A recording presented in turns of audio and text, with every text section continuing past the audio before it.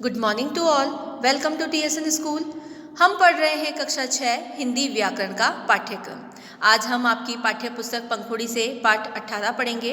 पाठ 18 में पिछले भाग में हमने देखा कि भाषा की सबसे छोटी इकाई वर्ण होती है और वर्णों का समूह शब्द कहलाता है और शब्दों का क्रमबद्ध समूह वाक्य कहलाता है।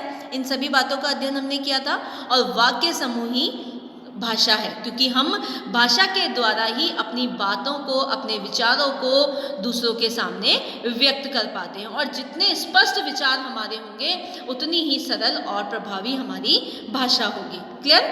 इसके बाद हमने देखा कि वाक्य के दो अंग होते हैं, उद्देश्य और विधेय। उद्देश्य किसे कहा जाता है? जिसके बारे में बात कही जा रही है वह तो उद्देश्य है, और जो पूरी बात कही जा रही है, जिसके बारे में जो बात कही जा रही है ना, वो तो उद्देश्य हुआ। जिसके बारे में बात कही जा रही है वो तो उद्देश्य, और जो बात कही जा रही है वो उसका विधेय होगा। क्लियर?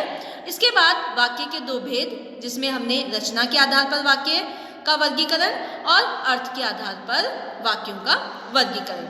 रचना के आधार पर वाक्य तीन प्रकार के होते हैं: सरल वाक्य, संयुक्त वाक्य और मिश्र वाक्य। सरल वाक्य में एक ही क्रिया या विधेय होता है। संयुक्त वाक्य में दो सरल या स्वतंत्र वाक्यों को समुच्चय बोधक शब्द से जोड़कर एक वाक्य का निर्माण किया जाता है, वह संयुक्त वाक्य कहलाता है। और मिश्र वाक्य है एक प्रधान उपवाक्य अन्य आश्रित उपवाक्यों से मिलकर वाक्य बनाते हैं, एक नया वाक्य बनाते हैं, वह मिश्र वाक्य कहलाता है। यहाँ तक का हमने अध्ययन किया था। इसके बाद जो वाक्य के भेद है, वाक्यों का जो वर्गीकरण है, उसमें दूसरा भेद है हमारा अर्थ के आधार पर वाक्य भेद। अब अर्थ के आधार पर वाक्य भेद कितने प्रकार के होते हैं? 8 प्रकार के होते हैं, क्योंकि अर्थ के आधार पर मतलब हम वाक्य को पढ़ेंगे और उसके बाद हम उसका अर्थ ग्रहण करेंगे कि ये किस प्रकार का वाक्य है। क्लियर? तो इसलिए यहाँ पर अर्थ के आधार पर ये वाक्य कितने प्रकार के होंगे? 8 प्रकार के। ये जो सिलेबस है ना अर्थ के आधार पर, ये आपके 9th क्लास में भी आता है, और रचना के आधार पर वो आपके 10th क्लास का सिलेबस है, इसलिए ये बहुत इंपॉर्टेंट है आपके। तो इसका बहुत अच्छे से पढ़ना इसे। अब ये है रचना के आधार पर जो वाक्य हैं। रचना के आधार पर जो वाक्य दो प्रकार के हैं, अर्थ के आधार पर और रचना के आधार पर वाक्य तो 3 प्रकार के पढ़ लिए थे हमने, सरल, संयुक्त और मिश्र। अर्थ के आधार पर वाक्य कितने प्रकार के हैं? 8 प्रकार के।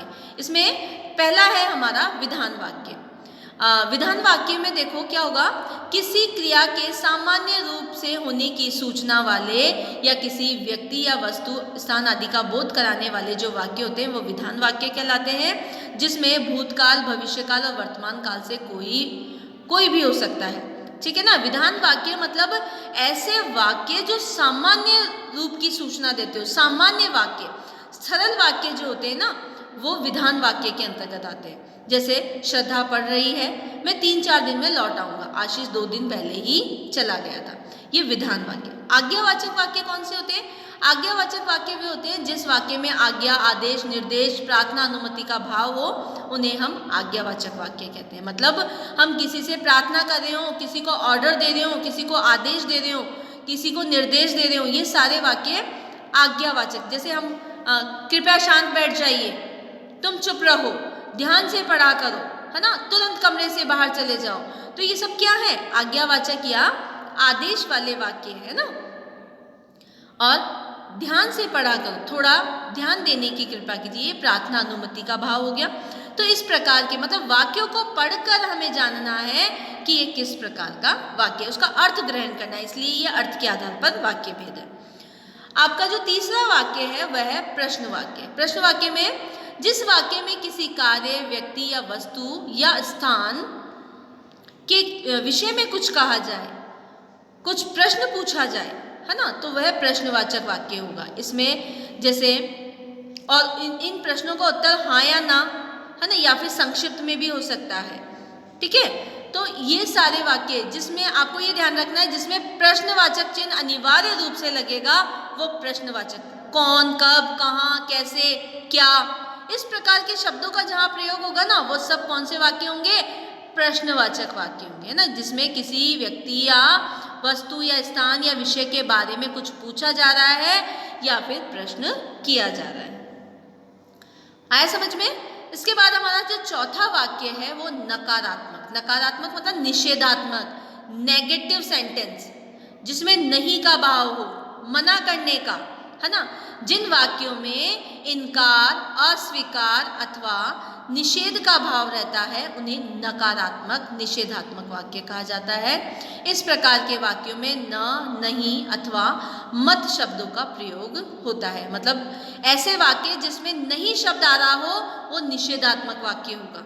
आए बात समझ में, है ना। समझ में आ रहा है ना कि प्रश्नवाचक में प्रश्न चिन्ह लगा होगा, क्या, कब, कौन, कहाँ, कैसे होगा। नकारात्मक में नहीं, जहां जैसे मुझे कार चलानी नहीं आती है, अब बारिश नहीं हो रही है, बाहर मत जाओ। मना करना, इनकार करना ना, इस तरह के भाव आ रहे हैं तो वहां पर निषेधात्मक वाक्य होगा। इसके बाद हमारा है इच्छावाचक वाक्य। इच्छावाचक वाक्य क्या है? जिन वाक्यों में अपने मन की कोई इच्छा, संतुष्टि या दूसरों के प्रति कोई कामना या आशा, आशीर्वाद का भाव व्यक्त हो वह इच्छावाचक वाक्य कहलाता है। जैसे चिरायु हो, दीपावली मंगलमय हो, काश में पंछी होता। ये सारे वाक्य क्या है? इच्छावाचक वाक्य। संकेतवाचक वाक्य क्या है?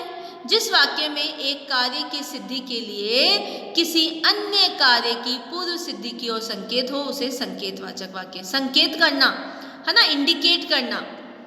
इस प्रकार संकेत करना मतलब इशारा करके बताना या किसी कार्य को पूर्ण करने के लिए हम ये बताते हैं कि हमने ये कार्य पहले भी पूर्ण किया है।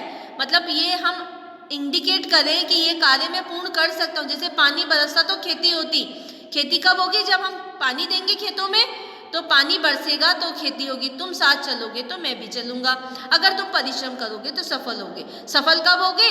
जब तुम परिश्रम करोगे। तो यानी संकेत दिया जा रहा है, पहले से ही बताया जा रहा है कि तुम अगर ये कार्य करोगे तो तुम्हारा ये कार्य अवश्य सफल होगा। संकेत किया जा रहा है। ओके। संदेहवाचक वाक्य कौन से होते हैं? जिन वाक्यों में संदेह या संभावना का बोध हो उन्हें संदेहवाचक वाक्य कहते हैं। जैसे आज उत्तर प्रदेश में कहीं कहीं गरज के साथ छींटे पड़ रहे हैं, हो सकता है मामा जी कल आए, शायद पिताजी बाजार गए।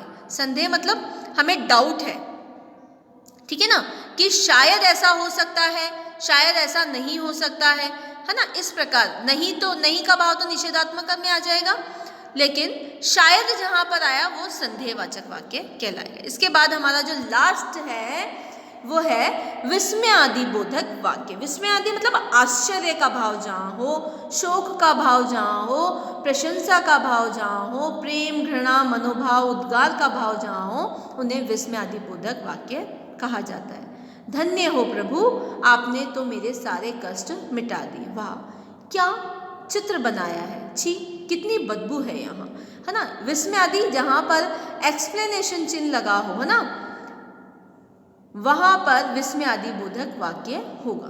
आई बात समझ में कि ये सारे जो अर्थ के आधार पर जो वाक्य भेद है वो कौन कौन से हैं? देखो, सबसे पहला हमने देखा था विधानवाचक वाक्य, दूसरा हमने देखा आज्ञावाचक। विधानवाचक वाक्य में कौन सा है कि इसमें भूत, भविष्य, वर्तमान काल कोई भी हो सकता है और सामान्य रूप की अगर सूचना दी जा रही हो वह विधानवाचक वाक्य होगा। आज्ञा में किसी वाक्य में आज्ञा, आदेश, निर्देश, अनुमति, प्रार्थना का भाव हो।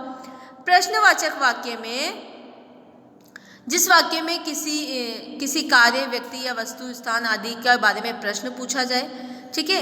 निषेधात्मक वाक्य कौन से होंगे? जिन वाक्यों में इनकार, अस्वीकार या निषेध का भाव हो। इच्छावाचक वाक्य कौन से होंगे? जिसमें हम अपने मन की इच्छा या संतुष्टि, है ना, या दूसरों के प्रति कामना का भाव कर रहे हों। संकेतवाचक वाक्य कौन से होंगे? जिस वाक्यों में एक कार्य की सिद्धि के लिए हम पहले ही जो कार्य सिद्ध कर चुके हैं उनकी ओर संकेत कर रहे हों। संदेहवाचक वाक्य में कौन से होगा? जिनमें संदेह या संभावना का बोध होता हो वह संदेहवाचक। और विस्मयादि बोधक जो वाक्य हैं उसमें हर्ष, आश्चर्य और खुशी का भाव हो, प्रेम और घृणा का भाव, मन में मनोभाव आदि उद्गार हो, उनका व्यक्त करो, वह विस्मयादि बोधक वाक्य कहलाते हैं। इस पाठ में हमने देखो सबसे पहले तो पढ़ा था कि सार्थक शब्दों का क्रमबद्ध समूह वाक्य कहलाता है। ये इंपॉर्टेंट है कि वाक्य के कितने अंग होते हैं? 2, उद्देश्य और विधेय। और वाक्यों का वर्गीकरण भी 2 आधारों पे होता है, रचना के आधार पर और अर्थ के आधार पर, ठीक है। रचना के आधार पर हमने वाक्य कितने प्रकार के पढ़े? 3 प्रकार के, सरल या साधारण वाक्य, संयुक्त वाक्य, फिर मिश्र वाक्य। और अर्थ के आधार पर वाक्य 8 प्रकार के होते हैं, विधानवाचक, निषेधात्मक, प्रश्नवाचक, संकेतवाचक, संदेहवाचक, इच्छावाचक, आज्ञावाचक और विस्मयादिबोधक वाक्य। क्लियर हुआ? धन्यवाद।